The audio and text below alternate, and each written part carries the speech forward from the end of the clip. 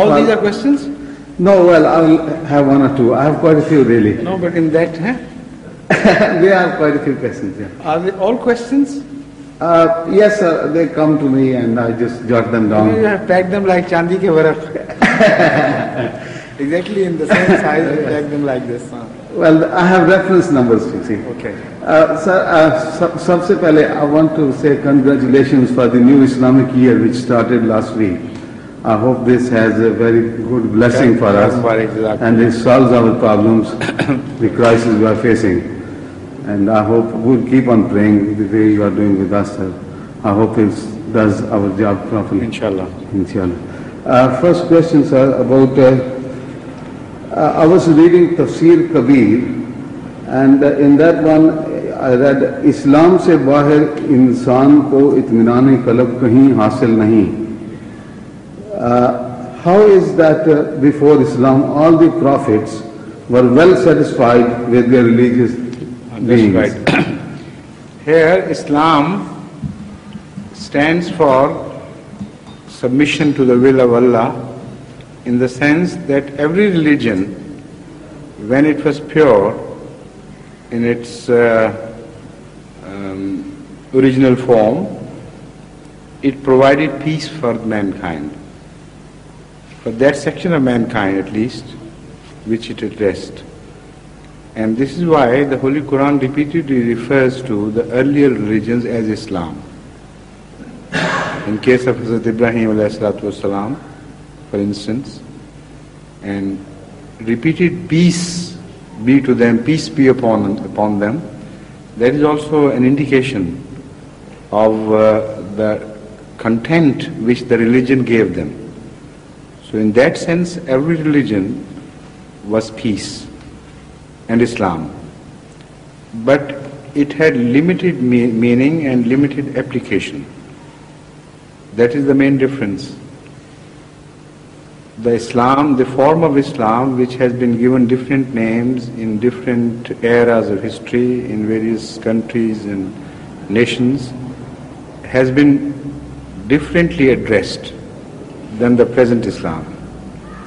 But the sum total of the content which was required by the people of the time could be assessed as the same in its relationship, in its relativity. I'll explain this, because otherwise you will not understand what I mean. Suppose you fill a cup and also fill a teapot. When they are filled to the brim, both of them, then they get their satisfaction. But the contents of both are different. A teacup is much smaller normally than a teapot. So when you say they were given content comparatively equally, I mean comparatively to their requirements, they were given full content. And because the requirements of the people of Muhammad sallallahu alaihi wasallam increased many folds, particularly in view of the fact that Islam was for all times to come, and all the progress that was to be made by human beings was to be kept in mind at the time of revelation of Islam. So Islam's content factor is much larger to the earlier religions if you weigh that in terms of quantity and mass. But if you measure them in relative sense, because the requirements of earlier people were comparatively much smaller, so in terms of relative requirement and what was given to them, they were as fully satisfied as we are. Have you ever seen a dove sipping a bit of water? You know how much it takes, just tuck and goes away, runs away. And perhaps you in the summer drink gallons and still are not satiated. Is that right? Yes.